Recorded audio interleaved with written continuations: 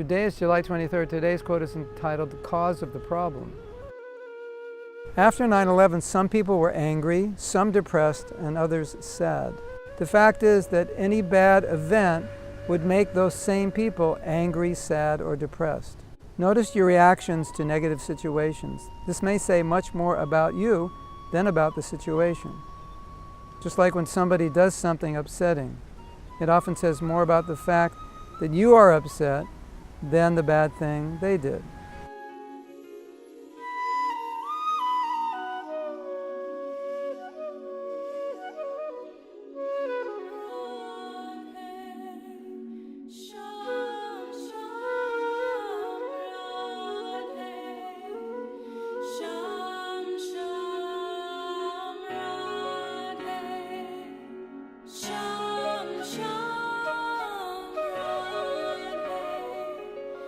So this goes back to ideas we've been discussing before about our emotional response being linked to a situation, and then we blame the situation on the emotional response. And the point that's being made here was actually a real situation where a person was teaching on 9/11, and he had, I don't know, 3,000 people he was teaching.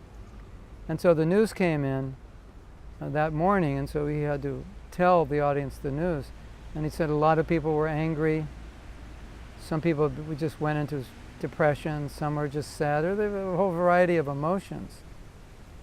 And what that teacher observed was that it doesn't matter what happens, but people who tend to become angry will become angry in any difficult situation. People who tend to become depressed will become depressed or sad or lament or whatever it is. The problem was only the 9/11 was only just activating the nature of that person. So whether it was 9/11 or or their favorite team lost an event, or the stock market goes down, or whatever, if they're dealing with anger, if that's their way they respond, then they'll always respond that way. So it's not the situation to be blamed. The situation is just stimulating their reaction. So I thought this was good for us to share and understand, because we can look at our reactions to situations and ask ourselves, is it actually the situation that's justifying my reaction, or is this just the way I react? And you will probably see in yourself that the answer is, this is just the way I react. Anytime there's this situation, my reaction, according to my nature or according to my conditioning, will be this way. And it's not actually that the situation is as bad as I thought, but maybe what's even worse is my reaction to the situation. Maybe that's what I need to be focusing on, not so much about how wrong this is. One devotee was condemning something that another devotee did. And when I was reading the condemnation, I could understand why he was condemning him. But at the same time, I felt that the condemnation was actually worse than what this devotee was doing. And I don't think the devotee who was condemning was aware of that he has a nature to condemn. So it doesn't really matter what that devotee does. Practically anything that the devotee does that he doesn't deem to be completely in line with Srila Prabhupada, it will cause him to condemn that devotee, which is an interesting reaction.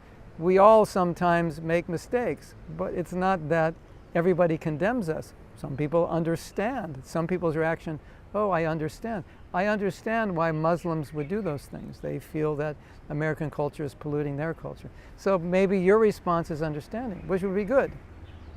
Or maybe your response is benevolent anger. We need to resolve this situation.